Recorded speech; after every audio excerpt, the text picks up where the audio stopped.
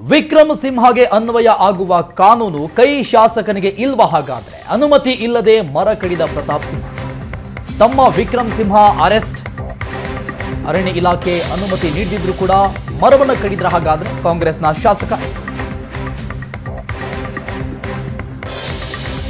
ಅನುಮತಿ ಇಲ್ಲದೆ ಮರ ಕಡಿದಿದ್ದಾರೆ ಪ್ರತಾಪ್ ಸಿಂಹ, ತಮ್ಮ ವಿಕ್ರಮ್ ಸಿಂಹ ಅರೆಸ್ಟ್ ಆಗಿದೆ.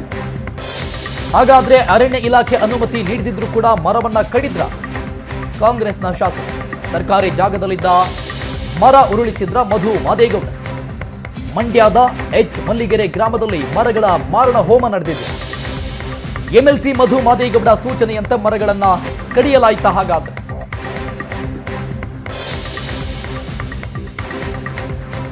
30-40 ವರ್ಷಗಳ ಹಳೆ ಮರಗಳ ಬುಡಕ್ಕೆ ಕೊಡಲಿಯನ್ನ ಯಾವ ಕಾರಣಕ್ಕಾಗಿ ಹಾಕಲಾಯಿತು? ಅಕ್ರಮವಾಗಿ 19ಕ್ಕೂ ಹೆಚ್ಚು ಬೃಹತ್ ಮರಗಳ ಬುಡಕ್ಕೆ ಕೊಡಲಿಯನ್ನ ಹಾಕಲಾಗಿದೆ. ಸರ್ಕಾರದಿಂದ 20 ಎಕರೆ ಜಮೀನು ಗಾಂಧಿ ಸ್ಮಾರಕ ಟ್ರಸ್ಟ್ಗೆ ಹಸ್ತಾಂತರವಾಗಿದೆ.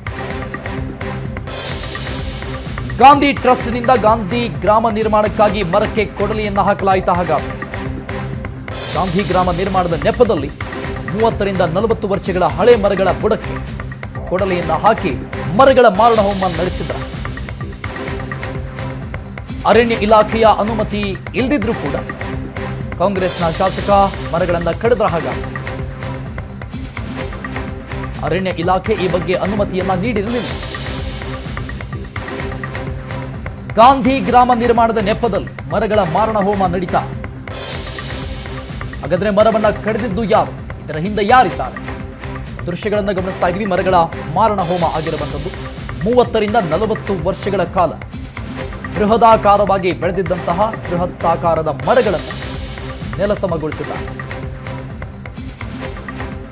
ಈ ಮರಗಳನ್ನ ಕಡಿಯೋದಕ್ಕೆ ಅರಣ್ಯ ಇಲಾಖೆ ಅನುಮತಿಯನ್ನ ನೀಡಿರಲಿಲ್ಲ. ಯಾವ ಕಾರಣಕ್ಕಾಗಿ ಮರಗಳನ್ನ ಕಡಿಯಲಾಯಿತು? ಹಾಗಾಗಿ ಎಂಎಲ್ಸಿ ಮಧು ಮಾದೇಗೌಡ ಸೂಚನೆಯಂತೆ ಮರಗಳನ್ನ ಕಡಿಯಲಾಯಿತಾ? ಈ ರೀತಿಯಾದಂಥ ಅನೇಕ ಚರ್ಚೆಗಳು ನಡೀತಾ ಇದೆ ಈಗ. ಹಾಗಾದ್ರೆ ಮರಗಳನ್ನ ಕಡಿದಿದ್ದು ಯಾರು? ಈ ಗುಡಿ ಕೈಗಾರಿಕೆಗಳು ಮಾಡುವಂಥ ಸಂದರ್ಭದಲ್ಲಿ ಆ ಶೆಡ್ಗಳನ್ನ ನಿರ್ಮಾಣ ಮಾಡಬೇಕಾಗಿದೆಯಲ್ಲ, ಆ ಶೆಡ್ಗಳ ನಿರ್ಮಾಣ ಮಾಡುವಂಥ ಸ್ಥಳದಲ್ಲಿ ಒಂದು 5-6 ಮರಗಳು, ಅದು ಕಾಡು ಬಾಗೆ ಮರಗಳು ಇರ್ತಕ್ಕಂಥದ್ದು. ಅದು ಎಲ್ಲಿ ಟೀಕ್ ಮರಗಳು ಮತ್ತು ಒಳ್ಳೆ ಮರಗಳು ಏನಿದ್ದು ಅದನ್ನೆಲ್ಲ ಅಲ್ಲೇ ಉಳಿಸ್ಕೊಂಡು ಉಪಯೋಗಕ್ಕೆ ಬರದೇ ಇರತಕ್ಕಂಥ ಒಂದು 4-6 ಮರಗಳನ್ನು ನಾವು ತೆಗಿಬೇಕು ಅನ್ನೋ ಒಂದು ನಿಟ್ಟಿನಲ್ಲಿ ನಾವು ಹೇಳಿದ್ವಿ. ಮರ ತೆಗಿಬೇಕು ಅಂತೇಳಿ ಸೂಚನೆ ನಾವು ಕೊಟ್ಟಿದ್ದೀವಿ. ಅದರಲ್ಲಿ ಏನು ಅನುಮಾನ ಏನಿಲ್ಲ. ಇದು ನಮ್ಮ ಒಂದು ವ್ಯಾಪ್ತಿಯಲ್ಲಿರ್ತಕ್ಕಂಥ ಜಮೀನು, ಇದು ನಮಗೆ ಸಂಬಂಧಪಟ್ಟಿರ್ತಕ್ಕಂಥ ಜಮೀನು. ಮತ್ತು ಆ ಮರಗಳು ಆಲ್ರೆಡಿ ಬಿದ್ದೋಗುವಂಥ ಸ್ಟೇಜಲ್ಲಿ ಇರ್ತಾ ಇದ್ದು ಹಾಗಾಗಿ ಅದನ್ನು ನಾವು ಅರಣ್ಯ ಇಲಾಖೆಯವ್ರಿಗೆ ನಾವು ಆಲ್ರೆಡಿ ಲೆಟ್ರ್ ಕೊಟ್ಟಿದ್ದೀವಿ. ಅರಣ್ಯ ಇಲಾಖೆಯವ್ರಿಗೆ ಲೆಟ್ರ್ ಕೊಟ್ಟಿದ್ದೀವಿ. ಅವರು ಆ ಪ್ರೋಸೆಸ್ ಮಾಡಿರಲಿಲ್ಲ. ಪ್ರೋಸೆಸ್ ಮಾಡೋಕ್ಕಿಂತ ಮುಂಚಿತವಾಗಿ ಇದನ್ನು ರಿಮೂವ್ ಮಾಡಿರ್ತಕ್ಕಂಥ. ಈ ಬಗ್ಗೆ ಇನ್ನಷ್ಟು ಡೀಟೇಲ್ಸ್ ಕೊಡ್ತಾರೆ ನಮ್ಮ ಪ್ರತಿನಿಧಿ ನಂದನ್ ದೂರವಾಣಿ ಸಂಪರ್ಕದಲ್ಲಿದ್ದಾರೆ. ನಂದನ್, ಅರಣ್ಯ ಇಲಾಖೆಯ ಅನುಮತಿ ಇಲ್ಲ ಅನ್ನುವಂಥದ್ದು ಒಂದು ಕಡೆ ಆದ್ರೆ ಈ ಮರಗಳ ಕಡಿತದ ಹಿಂದೆ ಇರುವಂತವ್ರು ಯಾರು ಅನ್ನುವಂಥ ಪ್ರಶ್ನೆ ಇದೆ. ಏನಾಗ್ತಾ ಇದೆ ಸದ್ಯಕ್ಕೆ? ಅರುಣ್, ಮರಗಳ ಮಾರಣ ಹೋಮ ನಡೆಸಿದ ಪ್ರಕರಣಕ್ಕೆ ಸಂಬಂಧಪಟ್ಟಂತೆ ಎಂಎಲ್ಸಿ ಮಧು ಮಾದೇಗೌಡ ಅವರೇ ಒಂದು ಸಮರ್ಥನೆಯನ್ನ ಕೊಟ್ಟಿದ್ದಾರೆ. ಆ ಸಮರ್ಥನೆ ವೇಳೆಯಲ್ಲಿ ತಾವೇ ಮರಗಳನ್ನ ಕಡಿಯೋದಕ್ಕೆ ಸೂಚನೆ ಕೊಟ್ಟಿದ್ದಾಗಿ ಕೂಡ ಹೇಳಿಕೆಯನ್ನ ಕೊಟ್ಟಿರ್ತಕ್ಕಂಥದ್ದು. ಅಂದ್ರೆ ಸರ್ಕಾರದಿಂದ ಏನು 20 ಎಕರೆ ಜಮೀನನ್ನ ಗಾಂಧಿ ಸ್ಮಾರಕ ಟ್ರಸ್ಟ್ಗೆ ಹಸ್ತಾಂತರ ಮಾಡಲಾಗಿತ್ತು. ಅಂದ್ರೆ ಮಂಡ್ಯದ ಎಚ್ ಮಲ್ಲಿಗೆರೆ ಗ್ರಾಮದಲ್ಲಿ ಜಾಗವನ್ನ ನೀಡಲಾಗಿತ್ತು.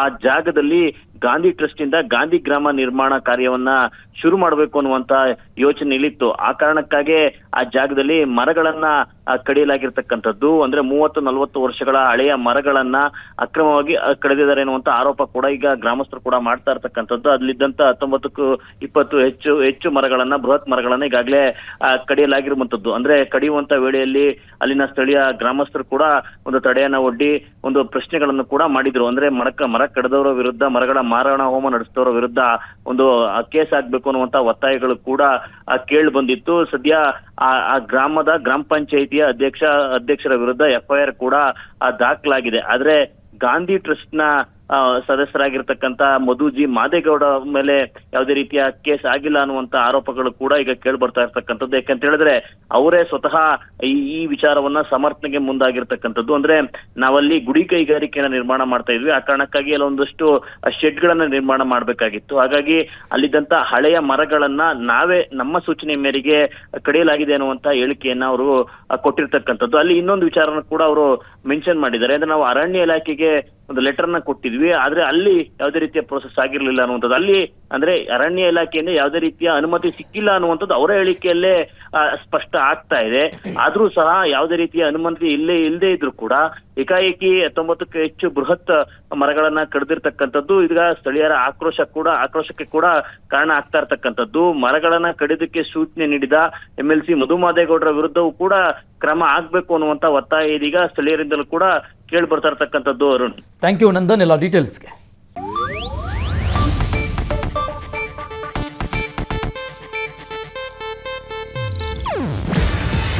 ಇದು ಏಷ್ಯಾನೆಟ್ ನ್ಯೂಸ್ ನೆಟ್ವರ್ಕ್ ಪ್ರಸ್ತುತಿ. ನೀವು ನೋಡ್ತಿದ್ದೀರಾ ಏಷ್ಯಾನೆಟ್ ಸುವರ್ಣ ನ್ಯೂಸ್.